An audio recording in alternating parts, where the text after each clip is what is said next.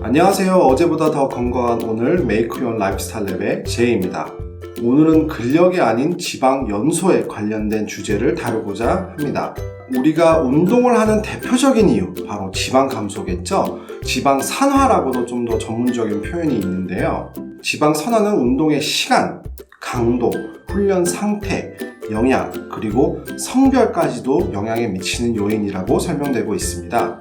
지방 연소 토픽은 관련된 운동법이나 시간, 강도 등 정말 많은 연구들이 보고되고 있는데요. 이런 종류가 너무 많아서 영상에 다 담을 수는 없으므로 자주 언급되는 서브 카테고리 3가지를 준비해봤습니다. 자, 첫째, 운동 시기 또는 타이밍인데요. 자, 여기 오늘 소개할 흥미로운 연구 결과가 하나 있습니다.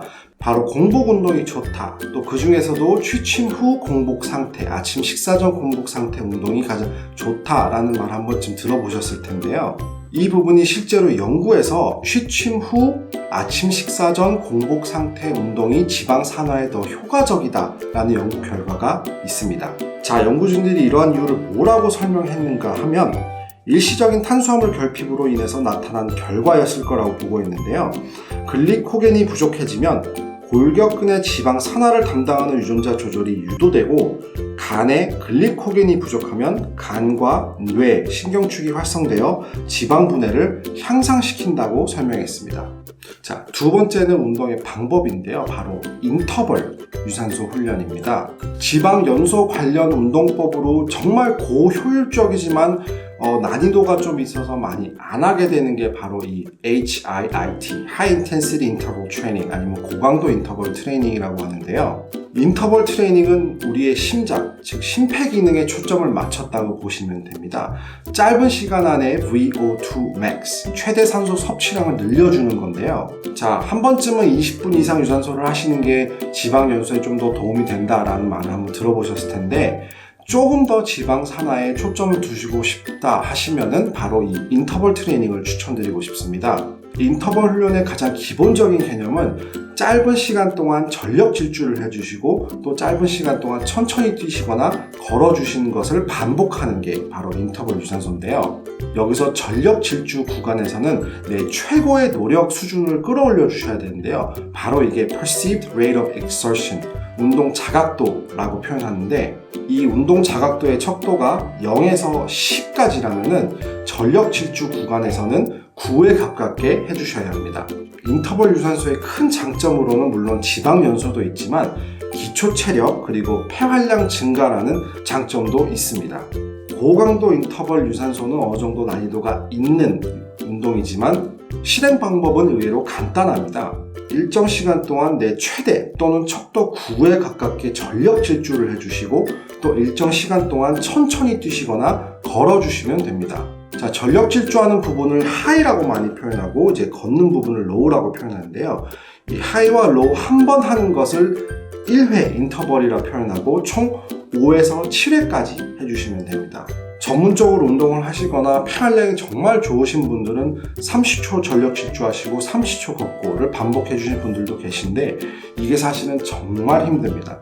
인터벌 몇 번 해보시면 아실 거예요. 땀이 정말 비 오듯 떨어집니다. 자, 초보자분들은 로우 구간, 즉 걷는 구간의 시간을 좀 늘려주시고 각 주별로 전주보다 좀 쉬워지신다면 인터벌 훈련이 뛰는 구간을 좀 늘려주시거나 아니면 걷는 구간 시간을 좀 줄여주시면 됩니다.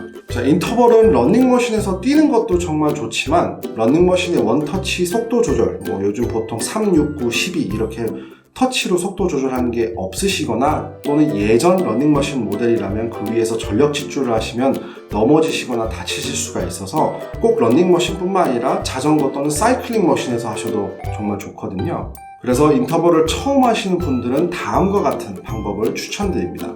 우선 희망하시는 유산소 기계에 올라가셔서 첫 5분 동안은 보통 속도와 레벨로 웜업을 해주시면 됩니다. 이때 웜업은 이제 저희 혈액순환, 그리고 심부 체온 조절, 그리고 관절 등을 웜업하기 위함이고요. 5분 웜업이 끝나시면 바로 인터벌을 시작하시면 됩니다. 인터벌은 30초 전력 질주, 그리고 2분 보통 속도 또는 걸어주시면 되시고요. 이게 1회 인터벌이고 총 5회를 반복해 주시면 됩니다. 마지막 5번째 전력 질주 후 마지막 2분을 꼭 쿨다운 겸으로 걸어주세요.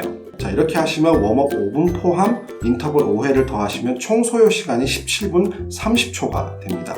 이때 첫 몇 인터벌은 괜찮았으나 3번째에서 5번째 인터벌을 하실 때 로우 구간, 걷는 구간에 아직도 심장 박동수가 너무 크거나 아니면 숨이 아직도 차신다 하시면은 걷는 구간의 시간을 2분 30초 또는 3분까지 늘려주셔도 괜찮습니다. 이렇게 인터벌 훈련을 주 3회 정도 해주시면은 매주 내 기초 체력과 폐활량이 조금씩 나아지시는 것을 느끼실 수 있으실 거예요. 그러면 이때 걷는 구간의 시간, 로우 구간 시간을 조금 줄여주시거나 또는 전력 질주 구간을 45초, 50초, 1분 이렇게 늘려가시는 것을 추천드립니다. 이때 전력 질주 구간은 1분 30초, 즉 90초 이상을 넘게 하지 않으시고 휴식 시간은 전력 질주 시간과 비례하게 최대한 맞춰주시는 것이 좋습니다. 즉 인터벌 훈련의 가장 높은 난이도는 1분 30초 전력 질주 그리고 1분 30초 조깅이 되겠습니다. 2017년 해외 당뇨 리서치 학회에 보고된 고강도 인터벌 훈련과 복부지방 감소 관련 연구가 있었는데요. 연속훈련, Moderate Intensity Continuous Training, MICT 그룹이죠. 이게 바로 그냥 천천히 오래 걷는 유산소 그룹이고 바로 HIIT 그리고 비훈련 그룹 이렇게 세 그룹을 비교했습니다.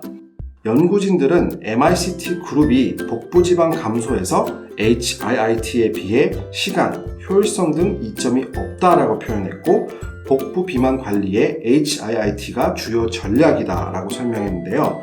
추가적으로 2018년 뉴질랜드 연구진들 또한 HIIT가 비만의 체중 감소와 내장 지방 감소에 도움이 된다라고 설명했고 2019년 그리스 연구진들도 HIIT가 비만 체중 감량에 효과적이다라고 설명했습니다.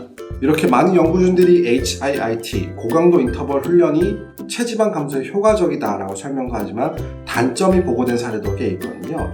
바로 고강도 인터벌의 경우 단기간에 강도 높은 운동으로 인한 염증 수치가 높아지는 것과 관련이 있다라는 것도 보고되고 있는데요. 그래서 처음 하시는 분들, 또 초보자분들은 자기 레벨과 컨디션과 상태에 맞는 인터벌 레벨을 고르는 것이 중요할 것 같습니다. 자, 세 번째, 빼야 할 지방이 많다. 유산소 또는 근력 운동은 어떤 걸까요? 답은 바로 함께입니다. 단기간에 급격하게 체중 감소를 하다가는 탄력도 잃고 근력도 잃는 또 건강까지 해칠 수 있는 답이 없는 상황이 될 수도 있겠죠? 저도 운동을 접고 살이 정말 많이 찌게 됐어요. 저 배한테 좀 많이 미안한데요. 살이 튼다고 해야 되나? 이렇게 터진 자국도 막 생기기 시작했고요. 유산소 운동이 체지방 감소에 효과적이라는 건 뭐 다 아는 사실이겠죠? 자, 유산소만 하시는 분들, 근력 운동은 난 정말 싫다 하시는 분들, 웨이트를 하면 근육이 생기고 허벅지가 두꺼워질 것 같다 라고 생각하시는 분들, 이게 아마 바디빌딩이라는 스포츠에서 보여지는 그 근육들, 선수분들의 근육 사이즈 때문에 그런 것 같은데요. 바디빌딩 스포츠의 핵심은 물론 근육을 키우는 것도 있지만 더 중요한 부분은 바로 내 몸에 있는 체지방을 걷어내는 다이어트입니다. 근육을 그 정도로 발달시키려면 어마어마한 웨이트 훈련과 또 그 근육이 자랄 수 있게 충분한 골고루 된 영양 섭취가 필요한데요. 내가 체지방 감소를 해야 되니까 급해서 유산소만 하고 근력 운동은 나중에 할 거야. 뭐 근육 때문에 더 살쪄 보이는 거 아니야. 이런 1도 필요 없는 걱정하시지 마시고 근력 운동을 유산소와 병행하셔야 합니다. 자, 캐나다 국립병원 연구진들이 2014년 과체중과 비만 청소년을 대상으로 유산소만, 근력 운동만 또는 이 두 가지를 복합한 운동 그룹 중 어떤 그룹이 지방 감소와 신장 건강에 유익한지 연구를 진행했는데요. 하루 칼로리를 250 정도 적게 섭취하게 처방하고 운동을 하지 않는 비훈련 그룹 하나, 유산소만 하는 그룹 하나, 근력 운동만 하는 그룹 하나, 그리고 복합 운동을 하는 그룹, 이렇게 4그룹을 4주간 진행한 연구에서 운동을 전혀 하지 않고 칼로리를 평소보다 250 적게 섭취한 그룹의 체지방률 감소는 마이너스 0.3, 허리둘레 감소는 0.2cm였고요. 유산소만 한 그룹 체지방 감소는 마이너스 1.1, 허리둘레는 마이너스 3.0, 저항훈련만 한 그룹 체지방 감소는 마이너스 1.6, 허리둘레 감소는 마이너스 2.2, 그리고 복합훈련, 유산소와 웨이트를 같이 한 그룹의 체지방 감소는 마이너스 1.4, 그리고 허리둘레 감소는 무려 마이너스 4.1이었습니다. 자, 여기서 보시면 웨이트 트레이닝 저항 훈련만 한 그룹이 체지방 감소율이 유산소만 한 그룹보다 높았죠. 하지만 허리 둘레 감소는 유산소만 한 그룹이 저항 훈련만 한 그룹보다 더 높았습니다.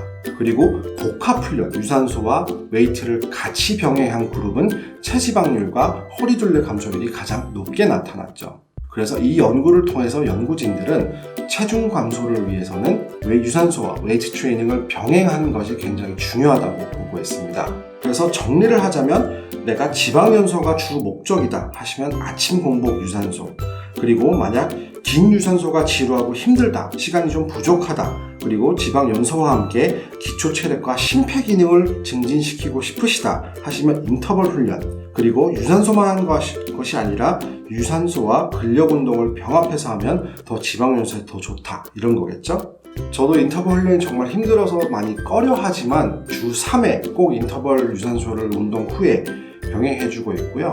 왜냐면 긴 유산소, 길게 오래 한 유산소를 저는 더 싫어해요. 그래서 짧은 시간에 끝낼 수 있는 인터벌 훈련을 꼭 해주는 반면 각자 성향이 있기 때문에 마음에 드시는 운동 골라서 하시면 좋을 것 같습니다. 만약 내가 정말 인터벌이 너무 힘들어서 싫다, 근데 체지방 감소는 좀 효과를 봐야겠다 하시면은 아침 30분 정도 일찍 일어나셔서 공복 유산소도 괜찮겠죠? 자, 오늘은 지방 연소 관련에 대한 토픽엔 많은 접근법들이 있지만 가장 자주 언급되는 서브 카테고리를 언제, 어떻게, 어떤 방식으로 진행할지 한번 알아보았습니다. 우리가 빨리 너무 과격하게 급격한 체중 변화보다는 내 몸을 듣고 내 몸이 필요로 한 운동과 영양과 식단이 뭔지를 들으면서 건강하게 체중 감량을 하셨으면 좋겠습니다. 오늘 영상 여기까지고요. 시청해주셔서 감사합니다. 다음에 또 유익한 영상으로 찾아뵙겠습니다. 감사합니다.